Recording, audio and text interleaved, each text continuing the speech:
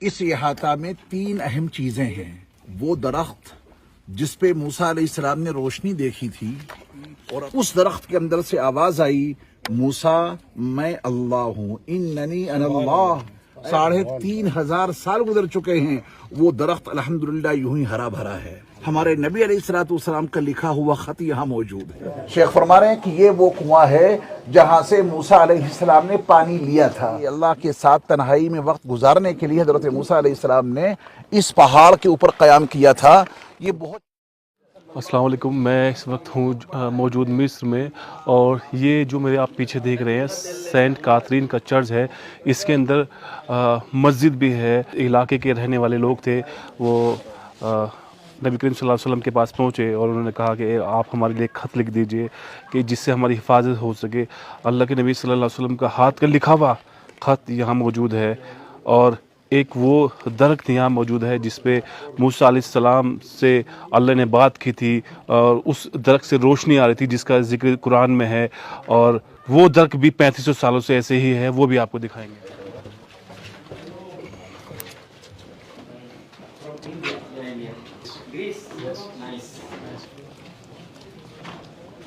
المقدسة التي رآها سيدنا موسى كنارا داخل الدير، وكذلك الكنيسة التي سميت باسم القديسة كاترين أيضا داخل الدير، وكذلك المسجد داخل الدير. فهيا لنلحق، لأنه الدير سوف يغلق بابه الساعة 11:10 بعد نصف ساعة، حتى نتجول داخله لنرى كل الأشياء. فبداخله مكتبة ترون فيها. یہ جو آپ احاطہ دیکھ رہے ہیں، اس احاطہ میں تین اہم چیزیں ہیں۔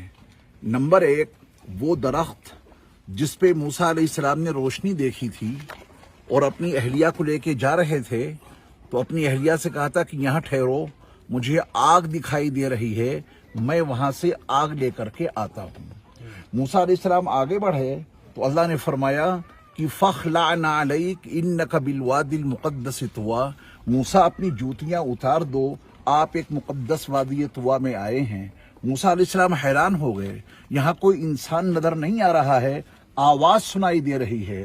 کچھ اور آگے بڑھے تو وہ درخت جس پہ اللہ رب العزت کا نور ہی نور تھا، روشنی چمک رہی تھی، اس درخت کے اندر سے آواز آئی، موسیٰ میں اللہ ہوں، اننی انا اللہ۔ اے موسیٰ میں اللہ بول رہا ہوں، میرے سوا کوئی معبود نہیں ہے، آپ میری عبادت کریں اور میرے یاد کے لیے آپ نماز کو قائم کریں۔ وہ درخت آپ دیکھیں گے 3500 سال گزر چکے ہیں، 3500 سال گزر چکے ہیں، وہ درخت الحمدللہ یوں ہی ہرا بھرا ہے۔ نمبر 2، اس کے اندر ایک مسجد ہے، وہ 1000 سال پہلے المعز لدین اللہ جو مملوک بادشاہوں میں سے ہوا ہے، وہ اس بادشاہ نے اس مسجد کو تعمیر کیا تھا۔ تو مسلمانوں کے حوالے سے یہ مسجد یہاں ہے، یہودیوں کے حوالے سے حضرت موسیٰ علیہ السلام کا وہ درخت ہے، اور سینٹ کاترین جو اسکندریہ میں رہا کرتی تھیں، انہوں نے حضرت عیسیٰ علیہ السلام کا دین قبول کیا تھا، ان پر ایمان لائی تھیں، تو وہاں کے رومیوں نے ان پہ ظلم ڈھایا، تو اسکندریہ سے وہ چل کے یہاں آئیں اور یہیں ان کا وصال ہوا۔ ان کی یاد میں ایک گرجا گھر بنا دیا گیا ہے، انہی کے نام سے سینٹ کاترین یہاں موجود ہے۔ اب خاص بات جو شیخ احمد نے بتلائی ہے وہ یہ ہے کہ یہاں کے لوگوں نے مدینہ منورہ پہنچ کر حضرت محمد صلی اللہ علیہ وسلم سے ایک خط لکھوا لیا تھا، ہماری حفاظت کے لیے ایک خط لکھ دیجئے تاکہ اس علاقے میں ہم محفوظ رہیں۔ ہمارے نبی علیہ السلام کا لکھا ہوا خط یہاں موجود ہے۔ آپ کو راستے میں بتایا گیا تھا کہ جس زمانے میں اسرائیل اور مصر کی جنگ ہوئی تھی، اس زمانے میں مصر کی مسلم فوج نے اس کی حفاظت کی تھی۔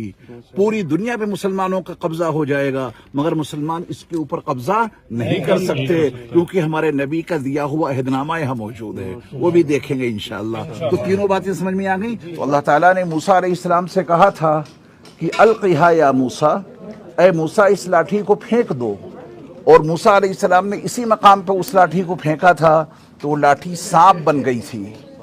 پھر اللہ نے فرمایا تھا کہ وَضْمُمْ يَدَكَ إِلَى جَنَاحِكَ، اے موسیٰ آپ اپنا ہاتھ اپنی بغل میں رکھیے۔ اور موسیٰ علیہ السلام نے اپنا ہاتھ جب اپنی بغل میں رکھا تو تخرج بیضاء من غیر سوء، بغیر کسی بیماری کے وہ چمک دمک رہا تھا، اس حال میں آپ کا ہاتھ اندر سے نکلا۔ अल्लाह ने फरमाया कि तुम्हारे लिए ये दो निशानियां हैं, ये आसा लेकर और ये रोशन हाथ जो आपका बगल में रखने के बाद निकलता है, इन दो निशानियों को लेकर के आप फ़िरौन के पास जाइए। उसने बड़ी सरकशी बर्पा कर रखी है। हज़रत मूसा अलैहिस्सलाम ने यहाँ दुआ मांगी थी इसी मकाम पर, रब्बि इश्रह ली सदरी वयस्सिर ली अमरी वहलुल उक़दतम मिन लिसानी यफ़क़हू क़ौली वजअल ली वज़ीरम मिन अहली हारून अख़ी। ऐ मेरे रब, मेरे सीने को खोल दीजिए और मेरे काम को आसान कर दीजिए, मेरी ज़बान में जो गिरह लगी है उसे भी खोल दीजिए और मेरा एक मददगार मेरे अहल में से मेरे भाई हारून को बना दीजिए। अल्लाह रब्बुल इज़्ज़त ने हज़रत मूसा अलैहिस्सलाम की इन तमाम दुआओं को कबूल फरमाया। हज़रत हारून उस वक्त मिस्र में थे और हज़रत मूसा अलैहिस्सलाम यहाँ अकेले थे। जब यहाँ से पहुँचे हैं तो हज़रत मूसा अलैहिस्सलाम को अल्लाह रब्बुल इज़्ज़त ने उनके भाई से इस हाल में मिलवाया कि हज़रत हारून को अल्लाह ने नबूवत अता कर दी थी। उनके भाई ने नबी की हैसियत से उनका इस्तकबाल किया। फिर उन दोनों ने यानी हज़रत मूसा अलैहिस्सलाम और हज़रत हारून अलैहिस्सलाम ये दोनों फ़िरौन के पास जाते हैं। फिर वहाँ जो कुछ वाक़या पेश आया वो आपको बाद में बताया जाएगा। तो ये दरख्त बहुत ज़्यादा अहमियत का हामिल है। अंग्रेज़ी में इसको बर्निंग बुश कहते हैं और अरबी में ये शजर है ही। इस पर दो चौड़े मीनार नज़र आ रहे हैं। वो सामने वाला जो मीनार है वो उस मस्जिद का है जो अब से तकरीबन 1000 साल पहले बादशाह अल-मुइज़्ज़ लिदीनिल्लाह जो फ़ातिमी बादशाह हुआ करते थे, फ़ातिमियों में से अल-मुइज़्ज़ लिदीनिल्लाह बादशाह ने 1000 साल पहले मस्जिद बनवाई थी और उसका ये मीनार है। और ये जो आप मीनार देख रहे हैं उसके मद्दे मुकाबिल ये चर्च का मीनार है। सेंट कातरीन का जो चर्च है आगे देखेंगे आप, ये उसका मीनार है। उसके बाद मूसा अलैहिस्सलाम मिस्र से आते हैं और मदियन आ जाते हैं। और इस मकाम के ऊपर जो दूसरी तस्वीर है, ये मदियन में वो कुआं है जहां हज़रत शुएब अलैहिस्सलाम की बेटियां अपने बकरियों को पानी पिला रही थी। लेकिन हज़रत मूसा अलैहिस्सलाम आए और आने के बाद उन्होंने उस बड़े से पत्थर को हटाया और मूसा अलैहिस्सलाम की बेटियों को पानी, उनकी बकरियों को ताज़ा पानी पिलवाया। ये कुएं का वाक़या है ये। उसके बाद ये मूसा अलैहिस्सलाम की पूरी तस्वीर दिखाई गई है। उसके बाद ये मूसा अलैहिस्सलाम आते हैं, तवज्जो दीजिएगा, ये बकरियां हैं मूसा अलैहिस्सलाम चरा रहे हैं और यहाँ पर वो बर्निंग बुश आपको दिखाई दे रहा है। ये जो आग सी है, आग, हालांकि ये दरख्त है। जो दरख्त आपने वहां देखा है उसकी अक्कासी यहाँ पर की गई है। इस दरख्त के अंदर से रोशनी बहुत ज्यादा नमूदार हुई थी और मूसा अलैहिस्सलाम अपनी अहलिया को कह के आए थे कि तुम यहीं रहो, हम आग लेकर के आते हैं। देखिए मूसा अलैहिस्सलाम चप्पलें उतार रहे हैं, यहाँ पर तस्वीर के जरिए समझाया है। अल्लाह की आवाज आई थी फखलाना अलैक इन्नका बिल वादिल मुक़द्दस तुवा। तो मूसा अलैहिस्सलाम ने अपनी चप्पलें यहाँ पे उतारी और आगे बढ़े तो यहाँ लेने आए थे आग और अल्लाह ने क्या दे दी? नबूवत। आग लेने आए थे और अल्लाह रब्बुल इज़्ज़त ने आपको नबूवत से सरफराज किया। वो वाक़या जो मैंने आपको वहाँ सुनाया है वो दरख्त वाला, वो इससे आप समझिए। फिर यहाँ पर मूसा अलैहिस्सलाम आ जाते हैं फ़िरौन के मद्दे मुकाबिल, ठीक है, मुकाबला होता है। ये पूरा तस्वीर के जरिए से। अब इसके बाद आप जरा कुआं देखिए, थोड़ा सा रास्ता दीजिए मुझे। come from under the ground here which باللغة العربية يا حبيبي نعم. النبي موسى هنا أتى من البير بالماء. शेख फरमा रहे हैं कि ये वो कुआं है जहां से मूसा अलैहिस्सलाम ने पानी लिया था। ये समझें कि दो कुएं अलग अलग हैं। एक वो कुआं है जहां हजरत शुएब अलैहिस्सलाम की बेटियों की बकरियों को पानी पिलाया था, वो अलग है, वो तो मदियन में है।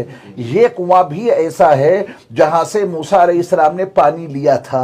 आप यहाँ तशरीफ लाए थे इसी दरख्त के पास, नबी बन गए, तो यहाँ पर एक कुआं था। हजरत मूसा अलैहिस्सलाम ने यहाँ से इस कुएं से पानी हासिल किया था। इसकी नौइयत अलग है, उस कुएं की नौइयत अलग है।